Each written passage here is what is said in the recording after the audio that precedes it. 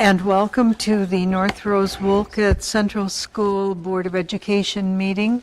I'll call the meeting to order. Please stand for the Pledge of Allegiance. I Pledge allegiance to the flag of the United States of America and to the republic for which it stands, one nation, under God, indivisible, with liberty and justice for all.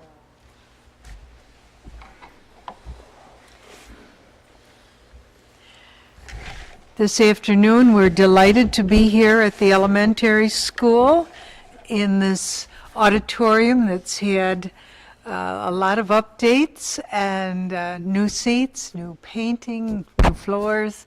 It's for those of us who spent our lives in this building, it's a wonderful update. And so thank you, Mr. Pullen, and for everyone who worked so hard to make this happen. The first order of business is the approval of the agenda. A motion, please. John and Shelley, any discussion? All in favor of approving the budget? Or, yeah, the budget. That would be nice. Approving the agenda? Thank you. Motion is carried. At this time, we have some presentations, and I will turn the meeting over to Mr. Pullen to make those introductions.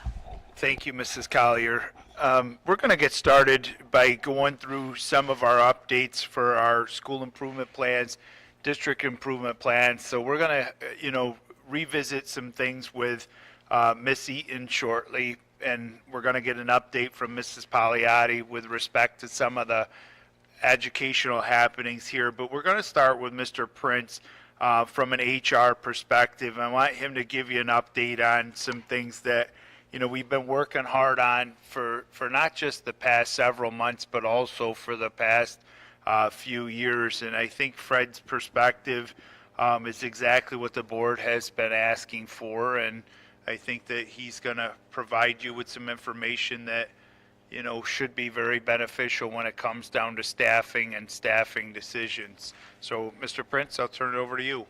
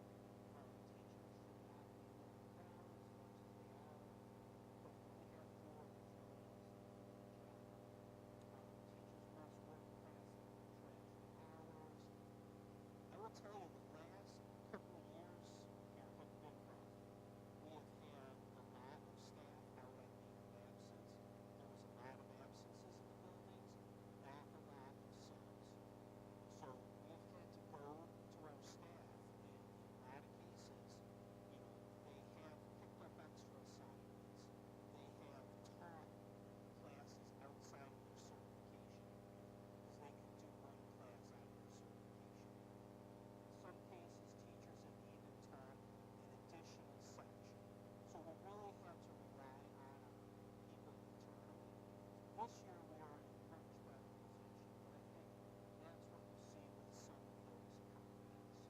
Just that last one, so co-curriculars, people are mentioning that. That is, that's a contractual issue. You just set a contract. They mentioned improving HVAC. I know that is something we have talked about at the admin level. I think that we're level 2.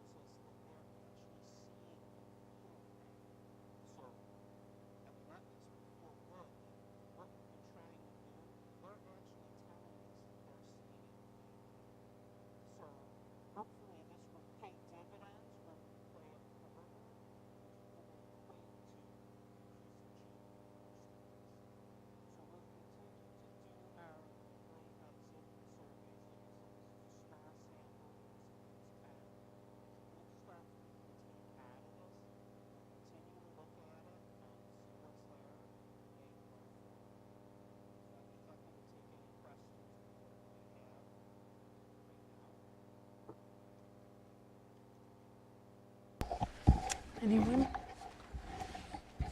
Very informative. Thank you, Fred. Thank you. Oh, John does. Fred. For the for volunteers, do we do a check on their character? Yes. So a couple of years ago, well, when I had started here, one of the first things I did was kind of revamp the process, and I aligned it to our policy. But, so they have to be approved in the building by the principal. For each building that they want to sub in, they are sent out a link, so they do have to pass a background check before they are approved to be in our buildings. But, Yep.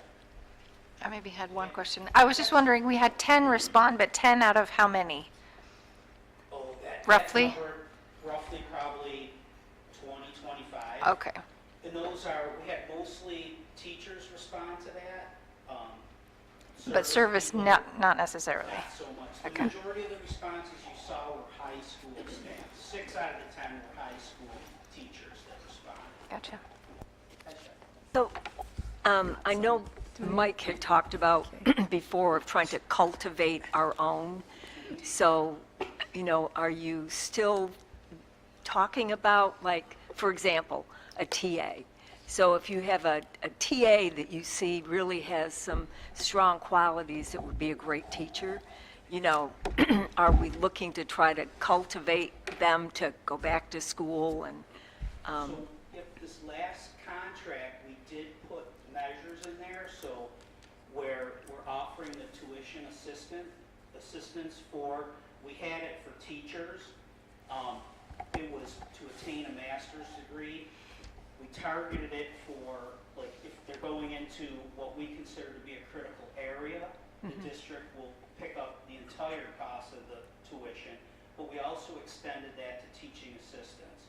So it's like when we see any of these people that come in that we feel have potential, we're talking up these opportunities that we have. Right. And we have some local kids, like we love to hire graduates, right? So we have a couple right now who came in who were long-term subs for us that we want.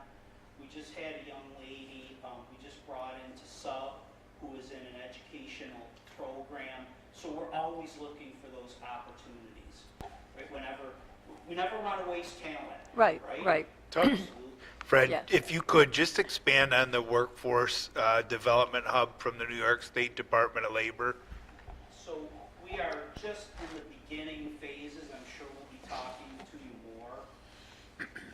There's an opportunity to pair with, it's SUNY and it's the Department of Labor, where with tuition assistance, at first I was looking at it as it's an opportunity for people to become teaching assistants or teachers, but what we're finding is it's broad, it's way broader than that. Like we could have our service people get training in HVAC and things like that, and there's even opportunities for students.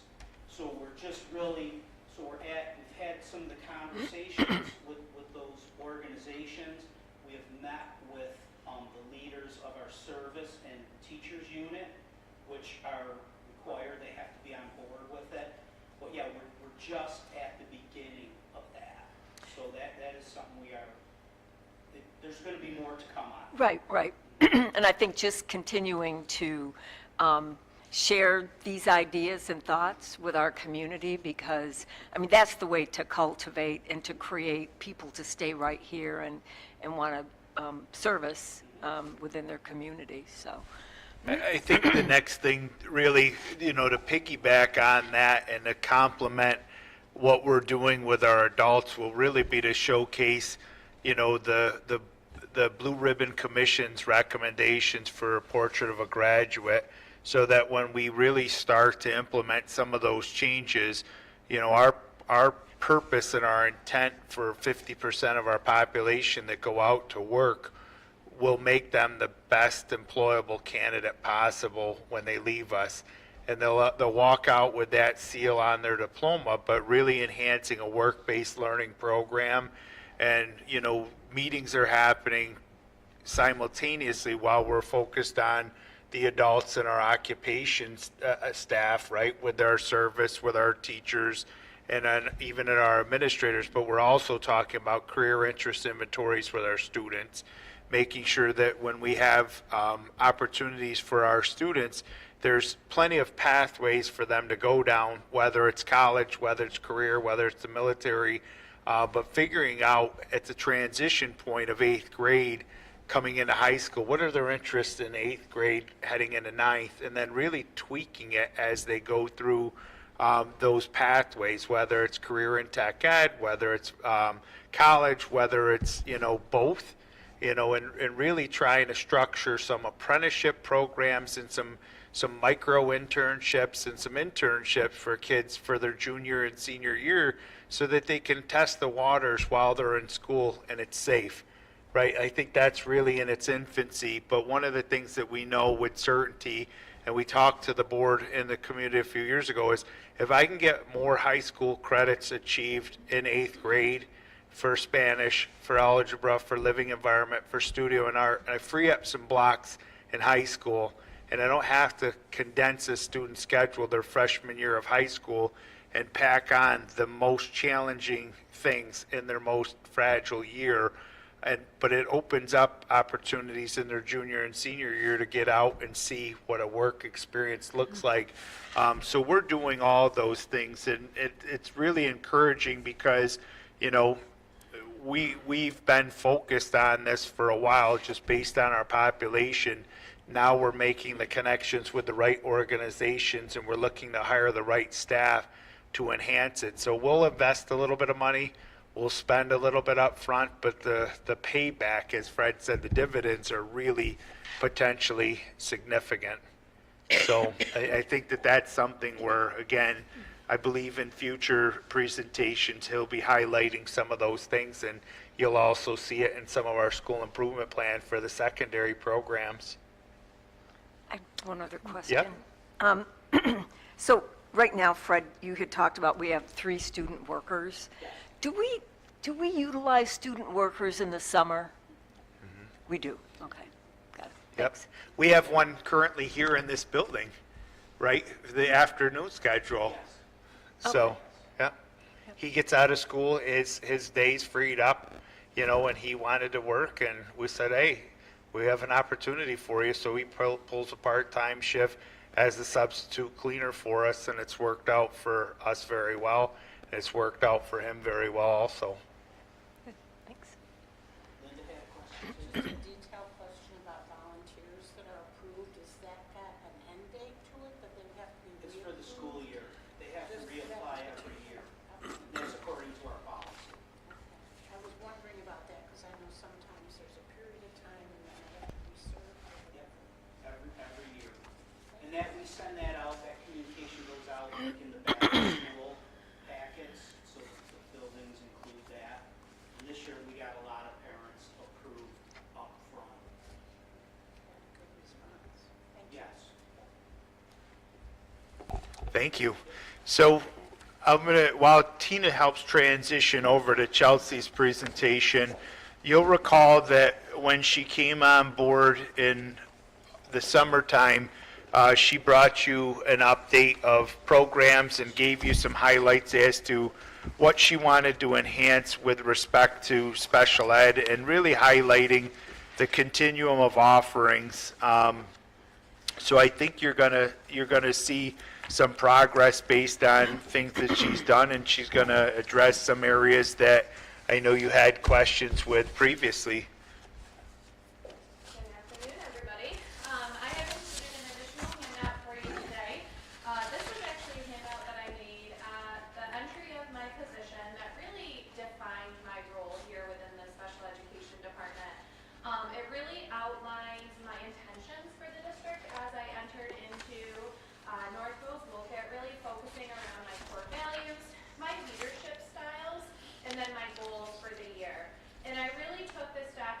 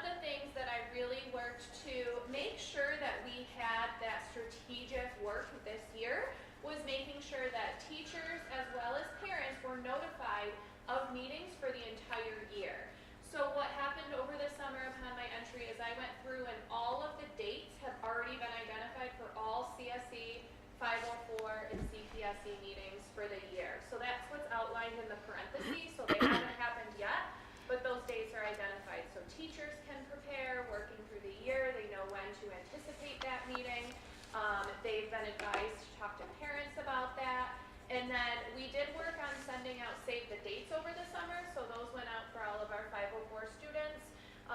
We tried to get them all out for CSE. They didn't quite make it all out, but a lot of the teachers have been communicating to the parents that, oh, we already know when this meeting is, here's the date, so you can take off. And then we worked to also improve making sure that those meeting invitations are getting out at least a month ahead of time, so parents can accommodate that.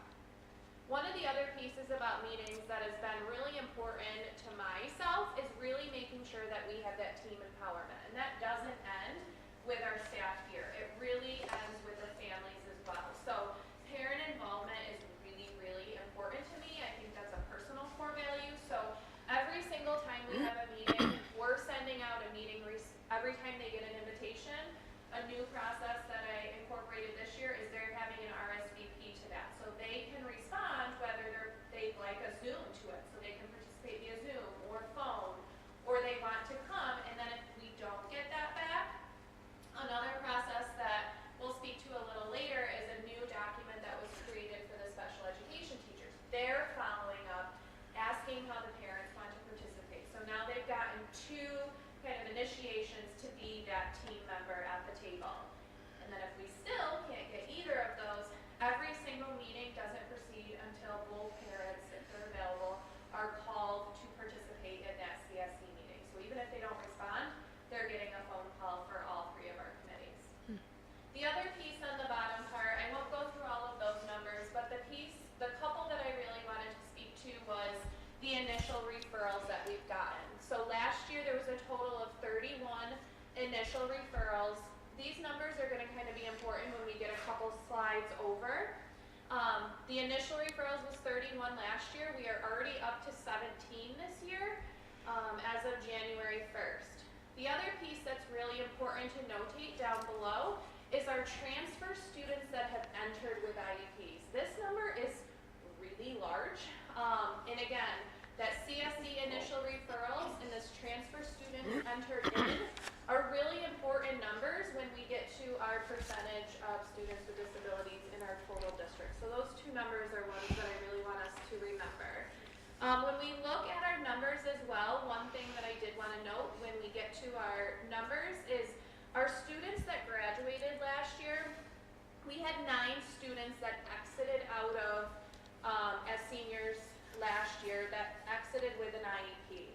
We had this year, we had 6 that we classified upon that transition from CPSE, so when they're 4 years old, when they enter kindergarten, they go from the preschool committee to the school age committee. We had 17 that came from CPSE, so 17 kids were classified at CPSE at 4 years old in July. We held their meetings, and we only ended up classifying 6 of them for kindergarten, which the reason I'm speaking to that is because that really shows that early intervention services can help close some of those particular language gaps. The other piece that the buildings have done really well is, once those students progress in that CPSE services, they might now only have a mild delay. Therefore, with the way the systems we have set up here, they may only get building level services, which helps our classification rate. So we only ended up classifying, of those 17, 6, 10 of them declassified, and 1 of them went homeschool.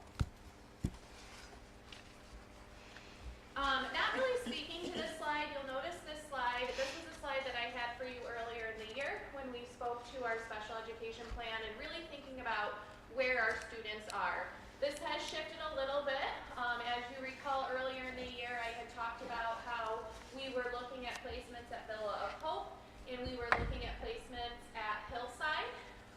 So those have shifted a little bit. I'll speak to those in the next slide, but then our BOCEs. So we are connected to all of these placements right now. And this is really where I had wanted you to recount some of those numbers, particularly the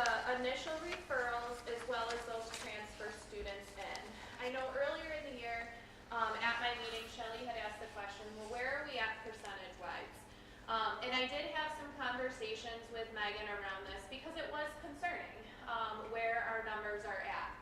On the bottom, you can see I've gone through and really outlined where our students are. The first three columns is where our students are in the district and where those number of classified students lie. The next you see are BOCES programs. Our BOCES program enrollment has really stayed consistent over the last 2 years, last year as well as this year. You can see our public schools, we have increased those a little bit, and I think physically that is much more responsible than some of those BOCES programs because of the consortium that we have. The physical responsibilities of public schools is obviously much easier on a district than some of those BOCES programs. The private programs you can see also have somewhat remained the same. We didn't have students that started at Villa of Hope or Hillside Halberd in the beginning of this year, which is why that wasn't on there. We did have students that were there last year. They didn't conclude the programs there, which is why they're outlined in parentheses with an asterisk, because they didn't complete a full year program there. Looking at the top numbers, you can see I've really broken out the numbers for us so we can really identify where our students are at. Last year we had 176. As of January 1st, we had 165 students in district.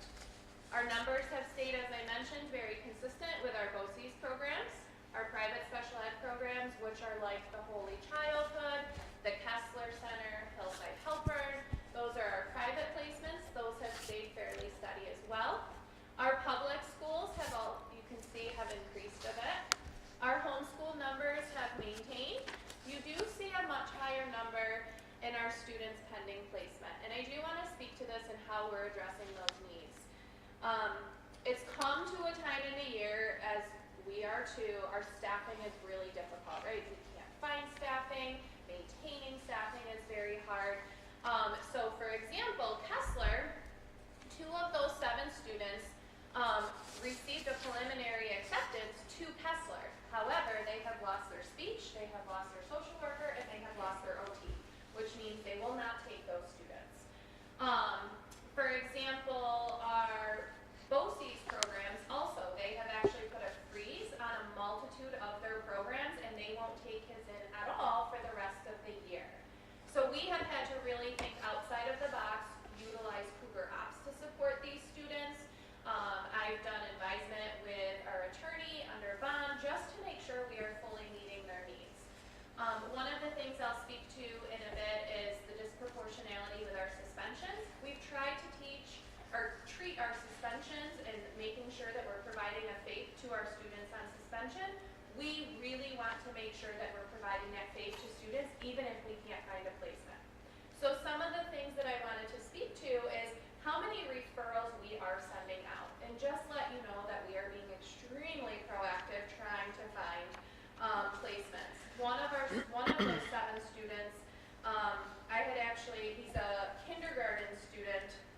I'm looking for a social, emotional, behavioral supported classroom for him. I sent out 9 referrals on him. He got waitlisted in 8 out of those 9 placement, or I'm sorry, he got denied in 8 out of those 9 placements. I tried every single one of our consortium programs, and then he is waitlisted at our BOCES program. The 2 students that I was speaking of at Kessler, I tried to really think outside of the box. They were 2 students that were essentially released from Wayne Finger Lakes BOCES, so that leaves very limited options of where we can send them. Obviously, if they can't be supported in a BOCES setting, we can't look at a consortium district level program for them, so that leaves us very limited. We still cannot refer to Monroe 1, we cannot refer to Monroe 2, and we cannot refer to Cayuga Onondaga BOCES, which really only leaves Hillside, Kessler, Mary Carriola, and Holy Childhood. As we all know, Mary Carriola is really far. And then you also have Hillside. We are able to be supported by Hillside Halberd, which is grades 7 through 12.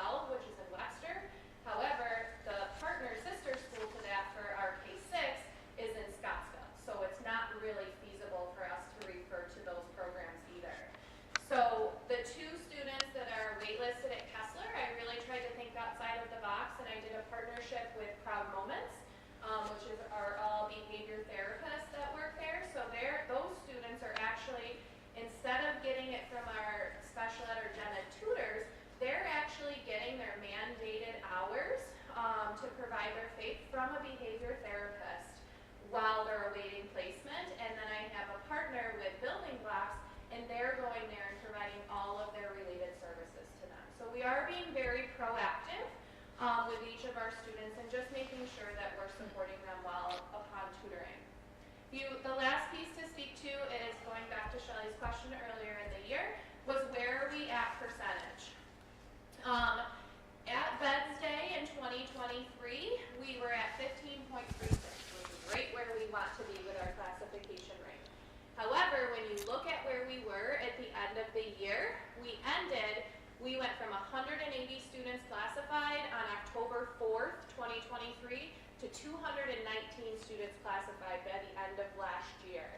Our enrollment had went down, as we know, a little bit, which put our percentage at the end of the school year at 20%, which is above the state requirement of mandate. It's right around that 16 to 17%. This year, you can see we've maintained at that 20%.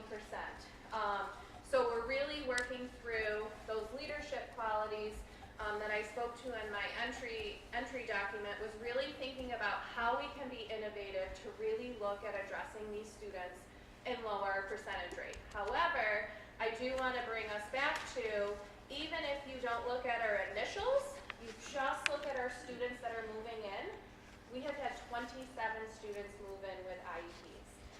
So part of it is out of our means. We sometimes just can't control that percentage and where it's at. It's how are we going to react to that within.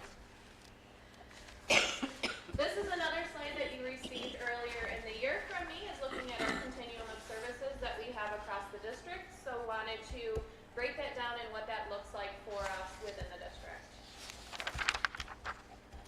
I wanted to speak to how our students are being serviced in our district. The first few columns from speech language therapy, all the way down to teacher of the deaf services. Those are considered our related services. So a student might receive speech, but also might receive OT, occupational therapy, also might receive counseling. So those students are counted each service that they receive. So a student might be counted for speech, OT, PT, and music. So they might be counted more than once, obviously. Then you go twofold to the actual special ed programs that we have within the district. So again, a student might receive speech and they would receive consultant teacher. So they're counted in both areas, but wanted to show you how many of our services that we have within the district and those numbers that are receiving those services. On the bottom, you can see a variety of programs that we have here in district. We have students not having the related services. Students could receive either consultant teacher, and that's either in the reading, the writing, the math, social studies, or science.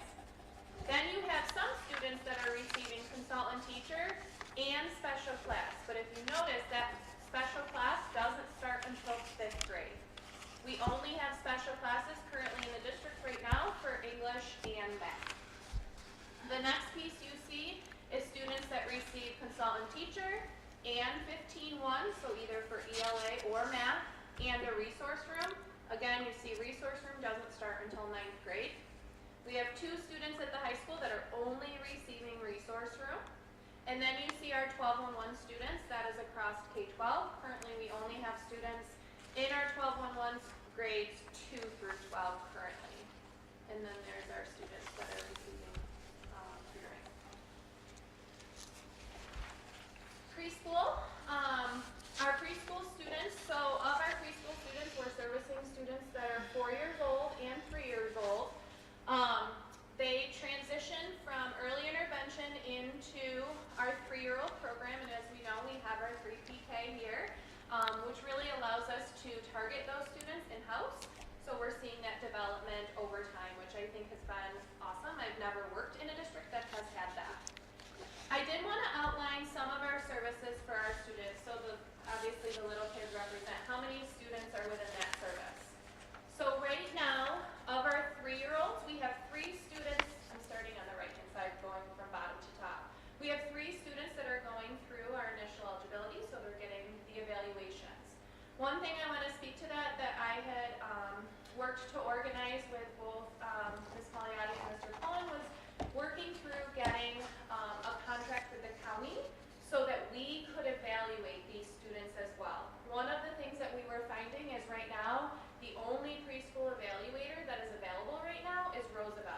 Finger Lakes Therapy Works, which was another evaluator that we often use for our families, has lost their site, so they couldn't evaluate our kids.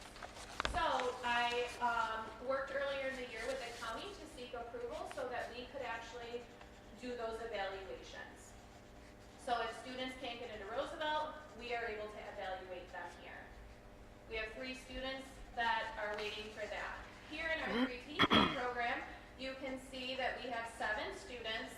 And the one thing that I wanted to outline is the needs of our student of those 7 really are very unique.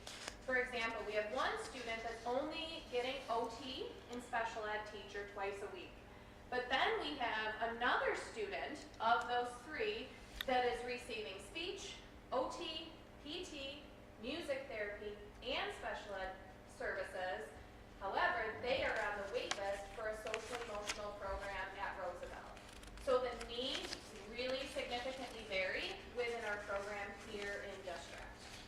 We have 4 students that are currently being serviced at Roosevelt in a variety of different programs. And then we have 2 students that are home that have opted to not enroll in a program yet, but are receiving their related services while they're home. However, coincidentally, both of those students are on a wait list to get a program at Roosevelt. Parents opted that their child's needs were too high to bring into our 3PK program, so they opted to do related services at home. Starting on the left with the 4-year-olds, we have 3 students that are pending eligibility, working through that process. We do have a pretty big number. We have 11 students in our UPK program here. Again, their needs really are very wide. We have one student that only has speech. That's all she gets. But then we have another student that receives speech, OT, PT, and special education teacher. So the needs, again, are a huge variety as to what we have here in district.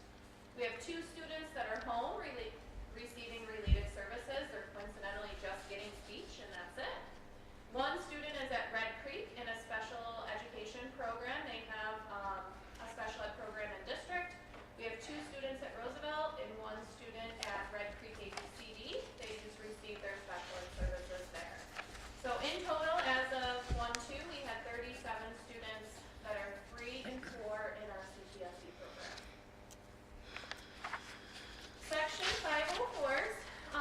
This, you can see our numbers from last year to our numbers from this year.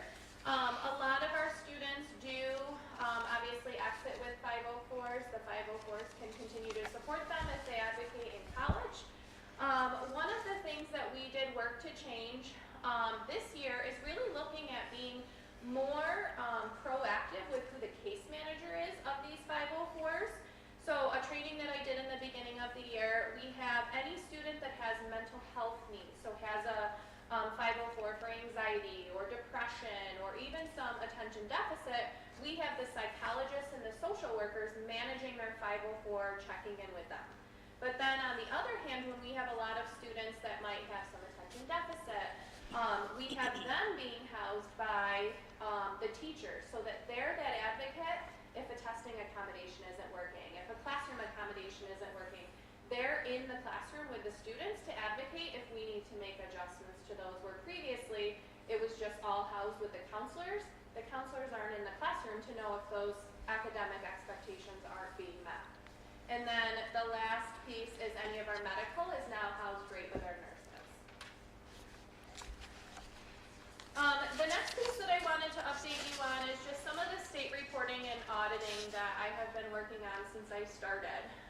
Earlier in the year, when I first started, I think it was my first week, I met with Mr. Pullen, Ms. Pagliatti, and actually State Ed in regards to a suspension compliance audit review that occurred last year. As a district, the district was put on a compliance, a non-compliance plan. You're given a multitude of due dates throughout the year to fulfill that, and then they close that out because you've basically done the work to close out an audit. Audits happen every year within special education. Unfortunately, we did not receive the okay to close that out. So this year, we were put on something new called an apron, and this is something that is very limited to districts. I had never heard of it.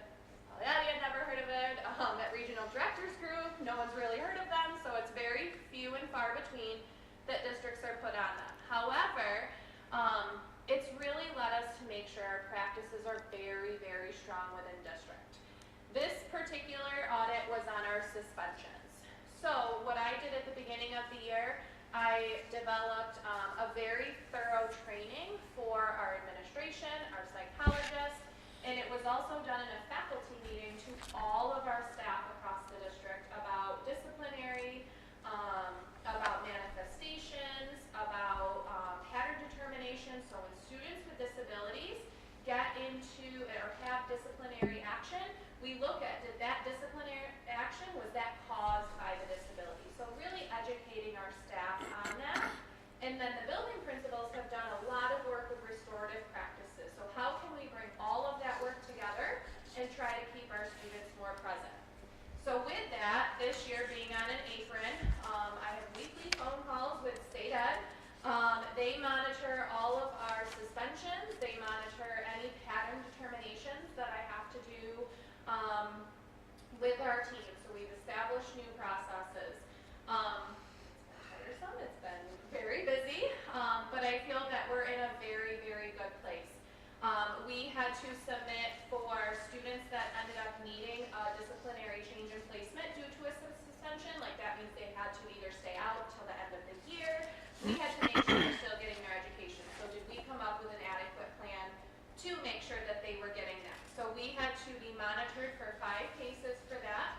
And what has been awesome is as of January 1st, we had only had 3 cases that this has happened all year, which is fabulous. Our suspension rates are really low. The other compliance factor that we needed to make sure is any of those students that had those shorter term suspensions with the 10 days, we haven't had any, which has been fantastic. So do we have students that are getting suspended a day here, a day there, a day here? Yes, we do. However, we're not getting them where they're adding up 2 10 days with the same type of situation. So for example, if a student is yelling at a teacher one day, or he's vaping in the bathroom, or he skipped every single class, that's not a pattern, so we wouldn't need to go to that final committee. So it really helps us to really dig into those disciplinary actions that our students are presenting at school. The other 2 is this year they revamped the Comprehensive English Language Learner Education Plan, so that was a new submission. They changed that this year just due to all of everything that's going on in the world. And so that used to be 4 questions with 3 yes or no's and 1 narrative, and it was 27 narrative questions this year. So it was a lot. But our ENL teachers did a great job supporting that. And I worked closely with our Arburn through both these 2 to make sure that that was completed appropriately. And then the last piece that we're being monitored a second year is for our child find of making sure that our evaluations were done on time and students were found eligible within the time frame. That was inaccurate from last school year, so we got dinged, so now we'll have to report on that for a second year this year.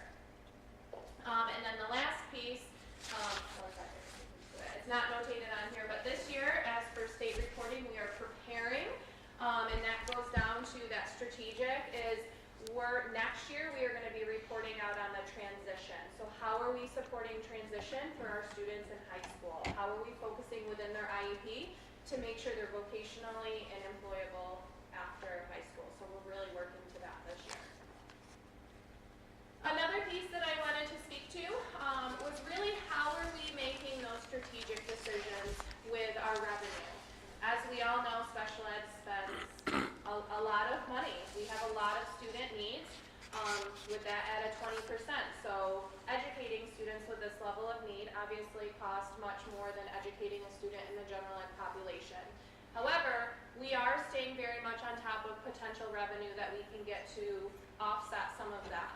The first one I'm notating is just our Medicaid. We use an agency called MAG, and they support our Medicaid, monitoring of our Medicaid and making sure that all of those are being submitted appropriately. You can see our revenue over the last 3 years. You can see we are above where we were at last year. And this actually was earlier in the year. This was at the end of the beginning of December because it takes that month to roll through. So this wasn't in January. This was in December when Andrew and I met with Medicaid. They come in and do our yearly reviews with us. Another form of revenue that we get is our staff.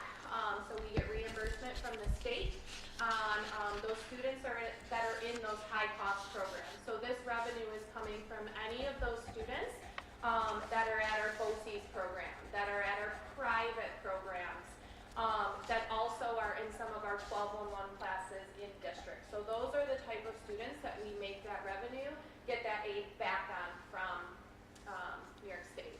The next third one is our IDEA grant, which we allocate a variety of funds for things such as staffing, materials and supplies. It also pays for, it goes towards some of our allocations for our out-of-district placement. That's where some of the funding comes for those out-of-district placements. That number is set by the state, and just we allocate how we want to allocate those funds within. And then the last piece is our consortium, where we're making, not only are we sending students out, but we are also having students here in district right now. We currently have 2 students in district that are here, or with 2 districts, I'm sorry.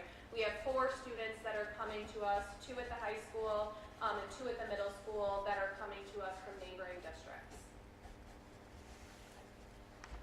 I'm not obviously going to read, there's a lot on here, but just wanted to really speak to the collaboration and partnerships that I really strive to make sure that we have within the district to really have, have that innovative thinking across the district. And a way that I've worked to do that this year is really making sure that we have that clear and concise collaboration and communication. So this year we have monthly special ed department meetings. I do them across each of the buildings each month. We also do a K-12 related service department meeting every month. So it's all of our speech, our OT, our teacher of the deaf, and our physical therapist. I'm also doing monthly or quarterly meetings with our mental health. We're obviously meeting with our mental health in a variety of capacities. I don't think principals would like if I pulled all mental health out of a building every month. I don't know how they function without their mental health. So that's why we do it quarterly. They're a part of a lot of our committees, so there's a lot of communication there. You can see how I've also incorporated a lot of the professional development to really build their intelligence and communication around the area of special education. So a lot of my feedback comes from the regional director meetings. We're doing a lot of professional development within those this year. The other piece is really incorporating new policies, procedures, and forms to really incorporate the compliance and regulation across the department. And then the other piece is really digging into the specifics of IEP. So for the next 4 months, we're going to focus on one part of the IEP. So in January, we're focusing on the performance indicators. In February, we're working on testing accommodations and making sure that we're fluid with how we're incorporating those services, as well as writing strong IEPs to support our students.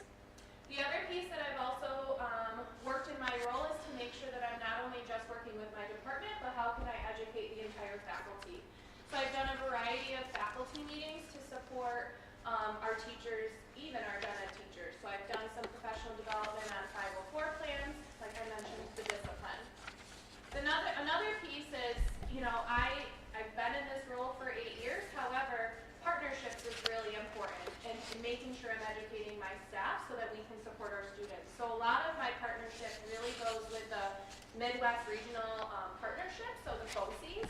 They've come out and done some partnership training with me side by side, for example, the transition in the IEP, so that we are clearly prepared for our audit next year, so that we have concrete, compliant IEPs to support that audit, as well as our NYSA training, so our students that are in our 1211 programs, making sure they're assessed appropriately.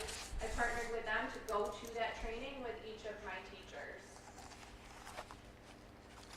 Another piece of collaboration, again, I'm not going to speak to all of these, but these are a lot of adjustments that we've made within the district, and I really take a lot of empowerment from this, because one of the things that I've learned is I can't just make change. I need to make change with my team.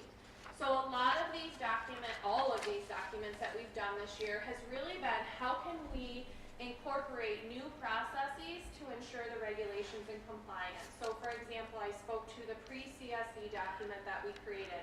That's ensuring that parents get the IEPs in their hands and have conversations prior to the CSE. That means that we have compliant IEPs when we're coming to the table. Another area is making sure that we have the appropriate documentation for when we do suspend our students. So making sure that we have our manifestation team worksheets. Another piece is making sure that we're getting the letters as the prior written notices as well as those finalized IEPs into parents' hands as soon as possible so that they know the services that their children are getting when they're here. A piece that we're I'm looking to develop with our teachers to continue to incorporate that team empowerment is we do have 15-1 here in class in our school, which is those students that are still working towards grade level standards, but being in a full class with gen ed students and getting consultant teacher, they can't quite meet those expectations, so we need a little bit of a smaller environment to help them meet those expectations. We have it in math and ELA, but one of the things that I've come across is we really don't have a criteria to identify how those students get there. So we're going to work together to develop a criteria to support our special class 15-1s. And then the other piece that we're going to work is really defining our one-to-one aid rationale. Our one-to-one aid rationales really should be the roadmaps for our aides that we have across the district and how they're supporting our students. For example, we shouldn't get a crisis call on a student that has an aide and a special ed teacher and a gen ed teacher. So are we defining a plan for that student to make sure that that aide that is attached to that student can fully meet their needs based on social, emotional, behavioral, and academics? And then also, how can we incorporate that to fade in independence from that and actually establish a plan so that aide isn't attached to them for 12 years? One back. This next piece is really looking at our special class has really soared this year. We were planning on having them join me today to really share some of their experiences, but we're going to wait and have you actually see them in action when you do your middle school visit in March. One of the things that they have started, we have basically 2 new teachers that are teaching these 12-1 classes. One teacher is a veteran, Mrs. Mahoney. She's been here for many years, but she took over our 12-1-1. It's been a 12-1-1 that's been operating for many successful years at the high school. However, she has taken a huge turn with this program, and it is soaring within the district. And the reason it's soaring is because she's not only soaring in her building, but she's soaring across the community, and she's soaring across our 2 buildings. Every month we have it where the high school goes down to the elementary school and they do reading buddies and a craft. So we have the students partnering. At the middle school, which you're going to get to see in action, is we have our 12-1 from the high school going down to the middle school, and they are doing cooking club every month. So part of their new curriculum that we've ensured to be done with fidelity is the unique curriculum that really supports those students that are exiting with a different type of credential. They're not exiting with a high school diploma. So we needed to make sure that we were providing them a curriculum with fidelity. The ladies have taken on, we did training twice this year already. We just started a new crosswalk with our consortium districts. We went out and we're visiting other 12-1-1s within the region to really see how we can continue to grow this program. And it was really rewarding because when we were at Palmyra, they said, we're hearing about all the amazing things you do. Can we come see you now? So it's really fascinating. And our middle school teacher is a teacher that was new to us this year. Kristen Winslow has been here for many years and been running a very successful program, but it's nice to see the fluidity across all of our buildings. So you will be getting to see a small glimpse of that. To close out my presentation today, looking to really continue to improve our practices and adhere to those IEP timelines, continue to work towards always increasing and staying tight to our regulations and compliance, continue to target our training and professional development within both our IDEA, our 504s, as well as really looking at those social, emotional, and behavioral practices as we're doing that across the district. Continue to strengthen our parent partnerships. Today during our EPIC meeting, we were even talking about how we can look to not only connect our parent partnerships with us as a district, but how we can connect our student with disability parents with some more of that outreach community connection. So getting them connected to care coordinators so that they have that set up for when they graduate high school and they're able to have that support beyond high school. And then looking at how we can continue to optimize our resource allocation, so looking at when that how we can get any other revenue, and then really looking to expand and increase our continuum, staying within our physical responsibilities through the year. So I just wanted to thank you. I enjoyed. I hit my 6-month marker this month, and it's been fabulous. I've loved every second of it. And I really do have a great team, and the administrative team is phenomenal to work with, and I thank you for all of your support. Does anyone have any questions or comments? Just a comment. I mean, really, the work that you have done in 6 months, I'm exhausted for you. No, I think we need to clap. No, really, Chelsea, just, this is yeoman's work. Yeah. So we are very fortunate to have you. So thank you. Yeah. We Yeah. have had to coach her out of the building a few times to let her know that tomorrow we'll still be here. So I think one of the things that you'll know, if you tie it back to some of the comments, Fred's exit survey, that it was mentioned with respect to the district and some of the things that she's cleaning up. There's no coincidence between feedback that we've received from exit information and her work here. I think the one part for us is, when she came in, she hit the ground running in July, and then, Gary Schmidt, who she's working hand in hand with at the state level, is seeing the difference, right? Because he gave explicit feedback last Sure year he did. on what to do and when to do it by. And when we came up short, we knew we needed to go in a different direction. And she's been a breath of fresh air, but she's also been willing to listen and receive feedback from all constituents, whether it's parents, whether it's students, whether it's teachers, whether it's colleagues. That's a remarkable thing for an administrator, especially when you're taking on such a challenging role and such a difficult time. So it's something we're very, very happy with her growth and her progress. And I think, again, it's a testament to understanding the community, testament to understanding the county, and really being committed to our children. So that part she mentioned about seeing our students in action, we're really looking forward to the time that you could see as part of your building tour some of the things that are happening, because I think some of the changes she's made has brought in new lifeblood to some of our staff and has tapped into some talents that they didn't realize they possessed. And that's always a rewarding thing for a person who's been in a role for 20 or 25 years. So we're very happy. Just a comment, listening to you, the breadth of what you've covered and the depth that you have gone is impressive. It's impressive. Thank you. Yes, thank you so much. It's a complicated, big area, and we're pleased that you're doing so well and getting our students what they need. Thank you. So, thank you.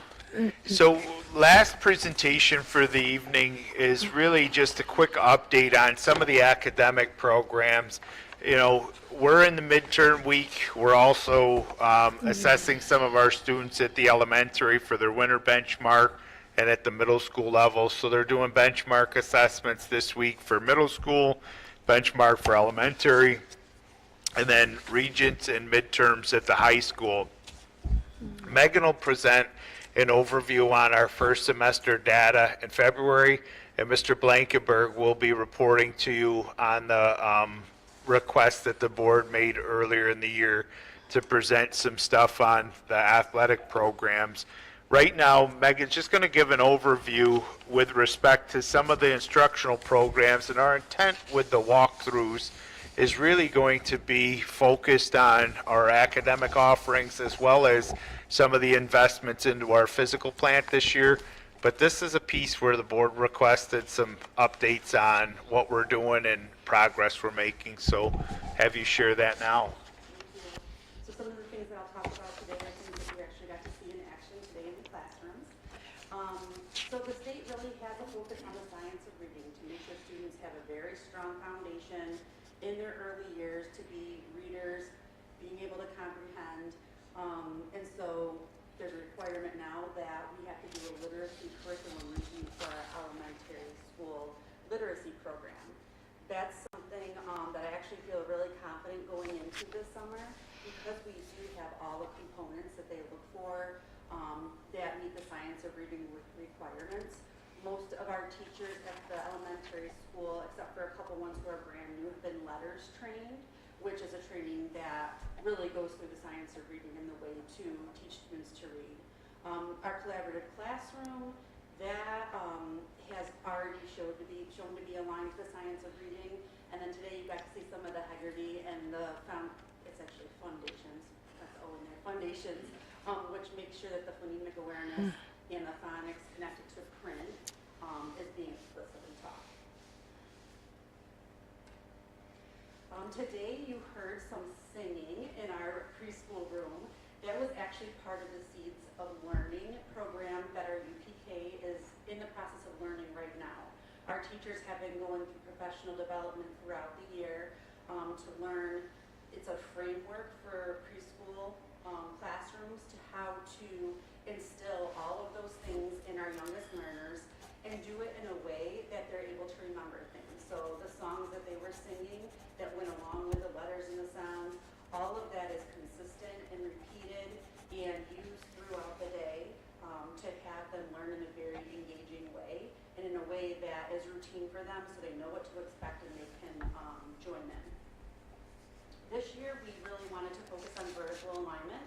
So we do have regularly scheduled meetings for every content area and special across the district so that they can have vertical meetings to talk about from one grade to the next what students need to have to be successful when they're moving on to the next grade.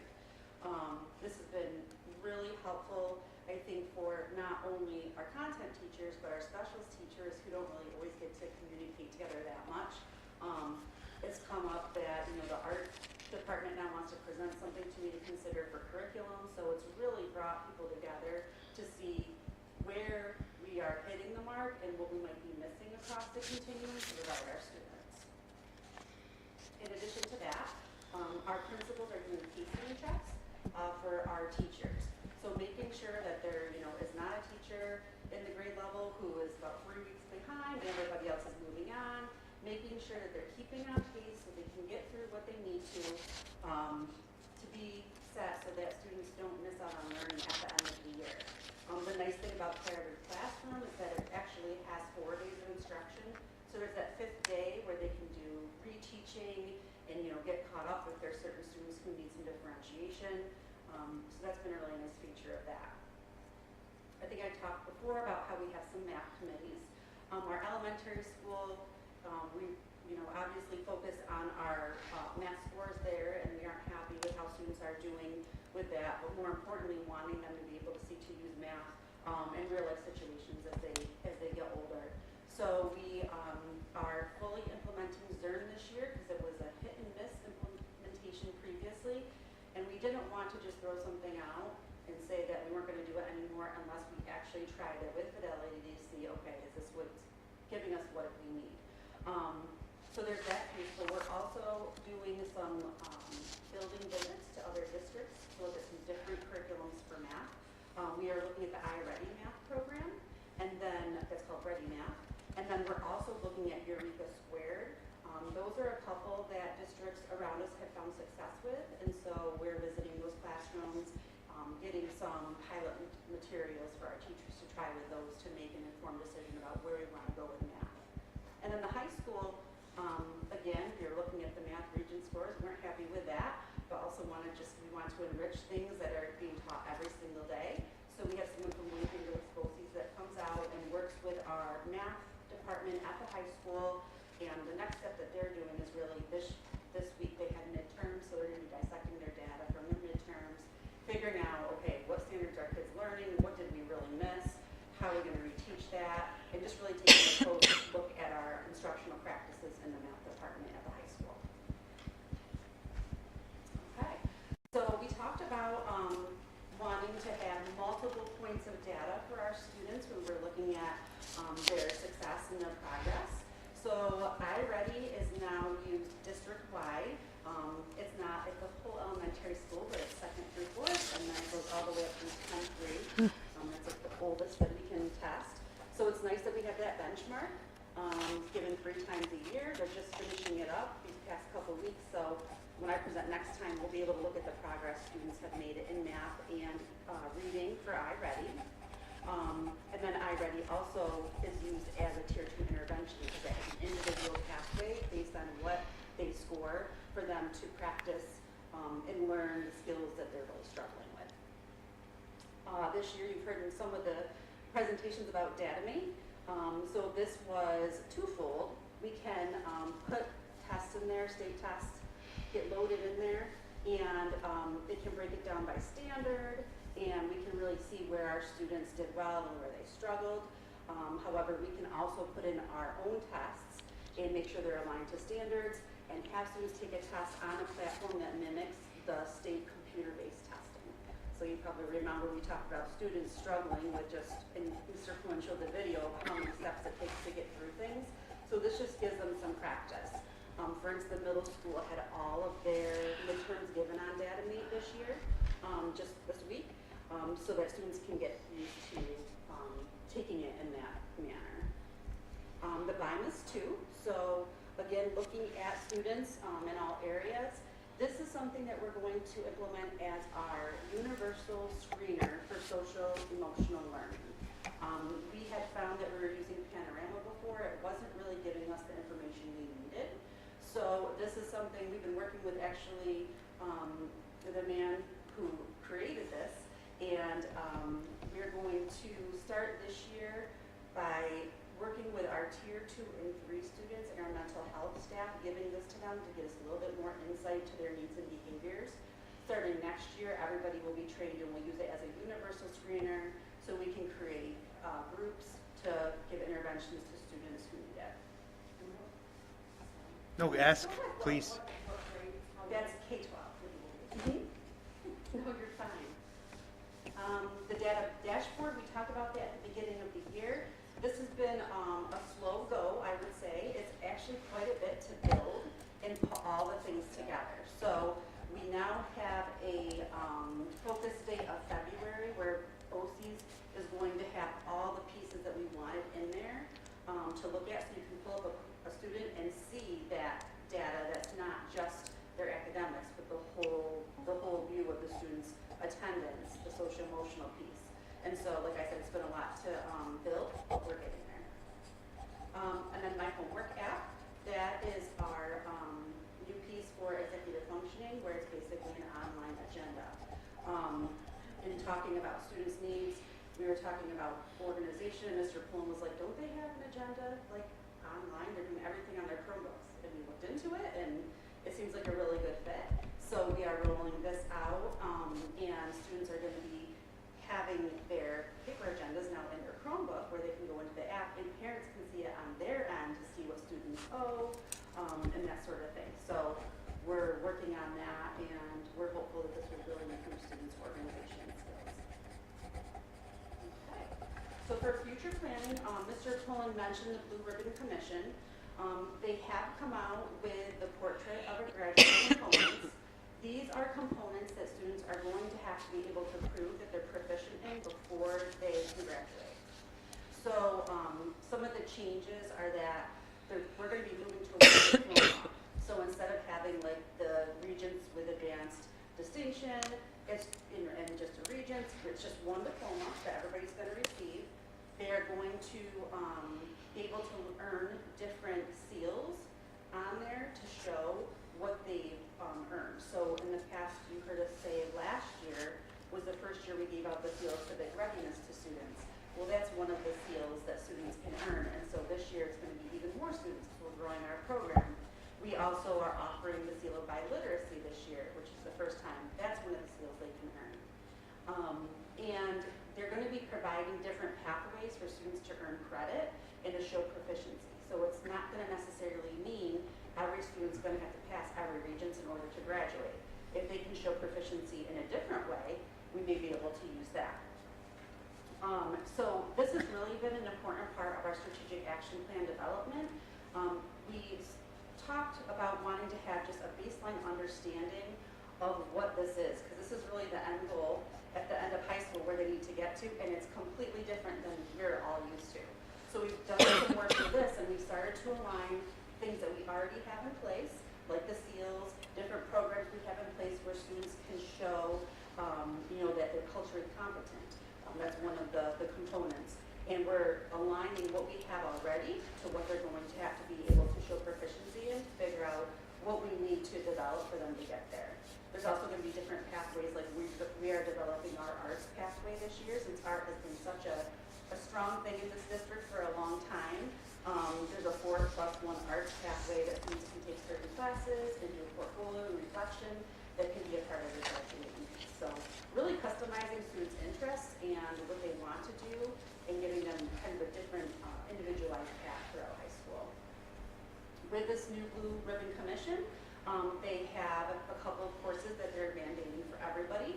Financial literacy, which I think is going to be wonderful for everybody. We have some classes that are similar to that we already teach that we believe will fit the standards for that, but having everybody take it will be great. And then climate. The big question was, is that like culture and climate, or the climate? It is the climate outside. So that is another one that we are going to be making sure. In the past we've had meteorology, that sort of thing. So we think we'll be able to get to that pretty quickly too. And then as Mr. Pullen talked about, and Mr. Prince, those apprenticeship opportunities and working out a work-based learning program is also another important piece that we're really going to grow for our students, because then that can also work towards their diploma. Right. And we're really proud to have some regional influence this year. So we have been talking about working with EPIC, which is the group we work with in the Midwest PBIS. They've been working with us, and we've been having meetings very frequently to make sure our MTSS systems are in place so students are getting the support they need. So they recognize some of the work that we've done, and actually today was the first presentation. The presentation, Lori Elia actually did it and pulled together for a community of practice is what they call, and it's an MTSS system collaborative group where people are coming to learn about it, and they actually asked us to present what we do because they were pleased with how we've gone through and really been able to work with our community partners to provide services for students. The next thing is we're going to be going to Albany together, Lori and I, to present the Community Schools Resiliency and Equity Conference along the same lines so that we can talk about how we use our community schools to provide equity for our students and make sure every student has equal opportunities. We participate at the Wayne Finger Lakes BOCES MTSS Roundtable. We have consistent teams that go every month to that, and it's different districts from throughout the region that are there to learn about MTSS practices. They have asked us to present before, so we presented there, and we've had other districts asked to come and observe our processes, which is really great. And then also just recently heard that one of the Wayne Finger Lakes BOCES MTSS coaches is actually sending people our way because she's really happy with how we've been doing things. So that's exciting. As you know, we had the Wayne Finger Lakes BOCES visit with Ms. Rutnick, and they plan on coming back to see our Cougar Ops and Music Department to kind of see some different pieces of that and how we could partner. Mr. Pullen and I, you might have mentioned, we're going to be working on a proposal to present the Rural Schools Conference, again, about how we provide equity to our students. And then Collaborative Classroom reached out to us, and they're going to be doing a research brief on the elementary school because they're so impressed with the reading levels that our students have been able to make progress with, and we've shown over the years. And so we're going to be working closely with them, Karen and Ben and I, to figure out exactly what data we want to look at, and they're going to be publishing that, so that'll be a really neat thing to have the school district recognized in. And then just real quick, professional development. Beginning of the year, the building staff with professional development plans for you. They are on track. We do a check-in every single month to make sure they are achieving what we said we were going to provide to teachers. In addition to that, there are different trainings that come out from BOCES, and those are sent to the instructional coaches to then make sure that the teachers who need to know about those have the opportunity to sign up for them. And I have to say this year over any other year, Mr. Pullen has really encouraged the administrators to make sure they're continuing their learning.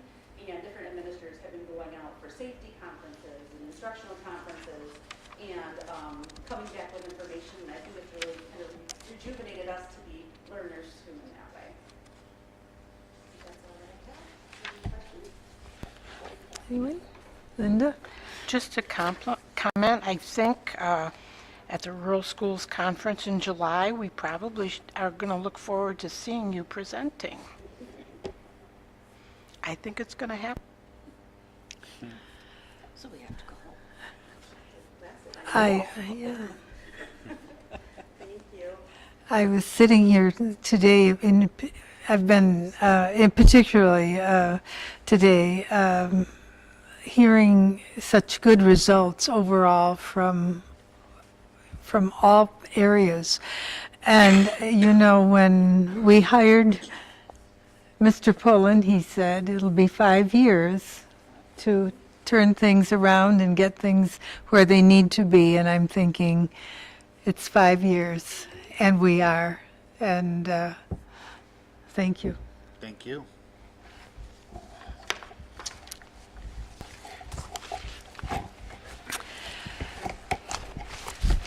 We come now to the time for public access. Tina's going to check the sign-up sheet. No one? All right. We move on to the consent agenda. A motion, please, to approve the consent agenda. Travis and Linda? I have a question. I have 3 items from the audit committee that pertain to 3 items in the consent agenda, Okay. but I was not on Let the, me get this Yeah. consent on the floor then, and then, John, you can present that, all right? We have a motion and a second. Any discussion on the consent agenda? No, I mean, on the motion. Is there any discussion? John? yes. For items D, E, and F having to do with the audit, we had an audit committee meeting, and I'll just briefly go through those. The single audit report was given that dealt this year with special education funding and Title I funds, and they found no problems with any of the categories. There were no findings and no questioned costs. The extra class audit has to do with this student-oriented clubs and organizations. They found several things that were very minor, having to do with paying a sales tax, which are not, schools do not have to pay a sales tax, but they paid it and then passed the materials on and sold it to the community. It was a minor thing. There was a donation of box tops, and they didn't do a deposit on those, deposit slip. There again, I mean, very minor. The middle school calculated the sales tax wrong, and very minor. They were proven to at least pay the sales tax. They just had to pay the difference, which was only a couple dollars, I think, as I remember. Yeah. Oh, they paid too. Yeah. And that was pretty much it. The corrective action plan was basically taking care of those things by telling the kids the correct formula to use. So it was very, very well done. The auditor was very glowing in the remarks he gave us that we're outstanding in our use of funds, having to do with the correct procedure in using the funds. So I thought I would tell you those things because it's in the consent agenda. Thank you, John. The consent agenda does go over through the top of page 5. Anyone else have anything they'd like to add? Then we'll vote on the consent agenda. All of those of you approving the consent agenda, motion is carried. We move over to page 5. Next is number 5, the policies. A motion, please, to approve the policies as presented. Motion, please. Tina and Leslie. Discussion. Is there anything, Shelley, you'd like to say about them?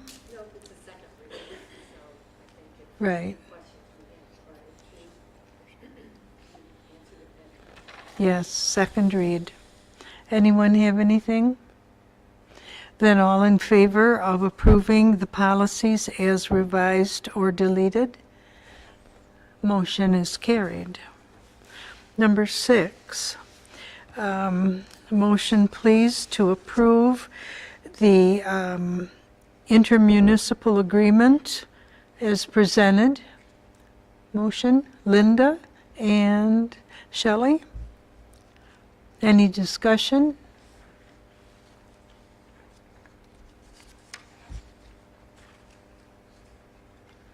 Then, Tina, would you call the roll? Yes? Yes. Yes. Yes. Thank you. Motion is carried. At this time, do any board members have any requests, comments, or discussion items they'd like to bring forward? Linda? Information to present to you, to review. In 2 years, in 2026, it will be the bicentennial for all towns within our district, and there are plans going forward for that. And they, historians have met with Mr. Pullen, and I'm going to be your liaison, which I'm sure he's thrilled to hear. So, no, just kidding. But anyway, there's information here about different things that the historians would like us to consider being the host for several events as in the district in use of some buildings. So I'm going to pass some one way and some. These are for you to review. There's things that they would like to have us consider. One of the things is they would like us to agree to be the site for the 4-town bicentennial events. They would like to have Founders Day or Heritage Day, that's still being discussed, near the April 3rd date, which is when this originally happened. However, that's Good Friday, so probably the school would not be involved in it on that day. But if we could think of a date close to that, they would like to have a morning presentation for high school and middle school students, which students could be involved with. And in the afternoon, the elementary students would get, I guess, a watered-down version that's more appropriate for their level. They would like to have the district also consider a date for a bicentennial torch relay, which happened for the county bicentennial. The adult one would probably go across the 4 townships, and if youth wanted to participate, that maybe could be at the high school track. They've thought all this out, whether or not. And then they would like us to host a history jamboree jubilee in October on any Saturday in the month that could be held at the elementary school. There's going to be many more events that occur throughout the townships and maybe on the bay, and as another coverage for any citizens to be involved too, not just students. That'll be a lot of fun. But, so you'll hear more about other events as time goes on. But this information that I gave you is from the historians about some of the things that they're going to be doing for you to read. They don't expect us to vote tonight because you haven't seen the information, but if by mid-February we could give them a decision, it would be greatly appreciated. So that's, but I also, as Fork County, we had our Board of Directors meeting, and I just wanted to remind people about the general membership meeting, which is February 6th, which someone we know will be involved with. And our legislative committee is going to be meeting February 8th. We did not meet in January after our board meeting because the consensus was we needed to wait to see what happens at the federal level because there could be some changes there, and that's what we're working on next. Lobby Day for New York State is February 12th, which I will be attending as I have for several years, and that's always, I do want to make a statement that Brian Mangtolo and Pam Helming both meet with us in person. They do not send one of their, which I'm really grateful for because I know they get the information directly. May I piggyback on that? Sure. So the executive budget came out, the preliminary runs were offered up the other day, and you may have seen it, and they talked about foundation aid, and there's a little bit of hoopla associated with it. Really what the hoopla is around is they've given a mandate or a guarantee of 2% rather across all districts, and they're celebrating that as a victory. I would just caution our board and our public that that really is not benefiting us at this time. You know, we were one of the districts in the county that received a preliminary run of 2%, which I believe the equivalent of $290,000, approximately, maybe $297 if memory serves me correctly. So between that and the tax cap, that tells you that the amount of money we're going to be able to generate is about $500,000. You know, that's really detrimental and consequential for us as a district.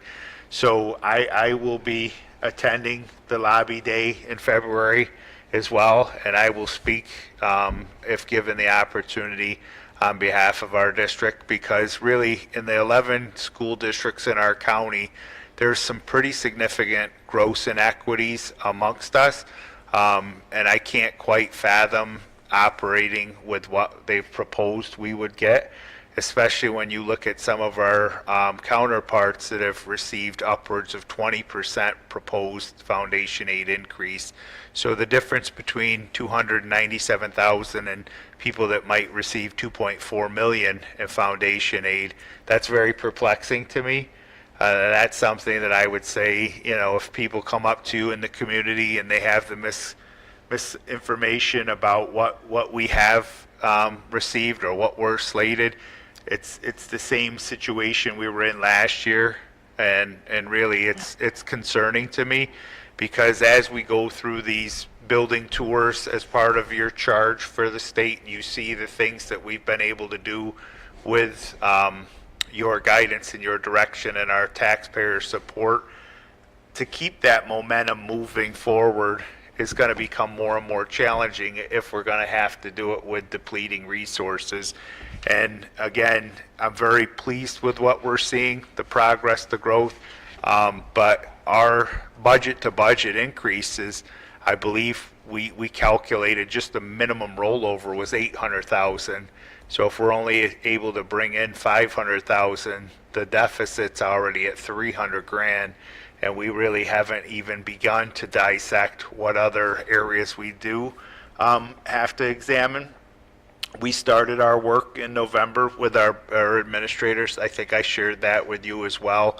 And the other part of the shell game, I'll call it, is when you're given the projection on AIDS, that's not a guarantee. It's basically like saying to you, best case scenario, here's the amount of money you get. And a lot of times, the money they tell us we're going to get doesn't actually happen. And I think Mrs. Agner just referenced the changing of the guard and what the federal government might do. That's also a concern because, you know, the Department of Education and some of the funding there is going to be under attack. And then New York State, we're one of the 2 states in the union that hasn't repaid the COVID money to the federal government yet. So my fear is when you have different political parties taking over, the pool of money may shrink. So we're in a very challenging time, and we'll do our best. We'll roll up our sleeves and we'll examine everything. And we are doing that. We're seeking different revenue sources, but February 12th, I think, is going to be a very important date for us.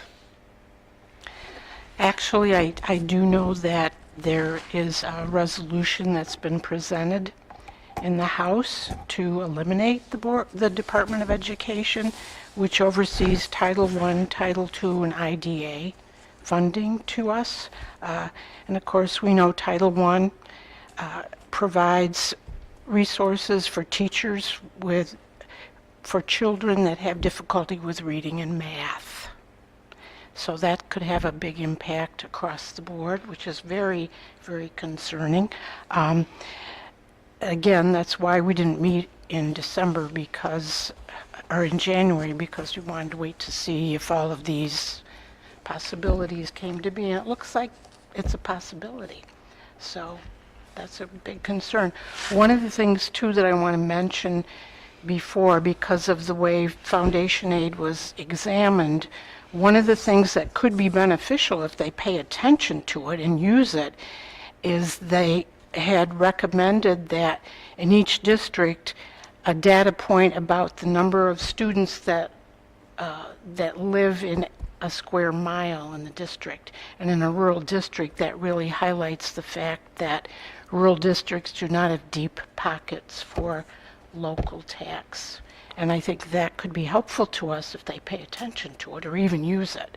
One of the things that I did say to Pam Helming and also to Brian is that they should take a look at every district and what percentage of our total budget depends on foundation aid. If it's over 66%, that's an equity issue for rural schools. So that's all I'm going to say, but Okay. it's a concern. Thank you, Linda. Yes.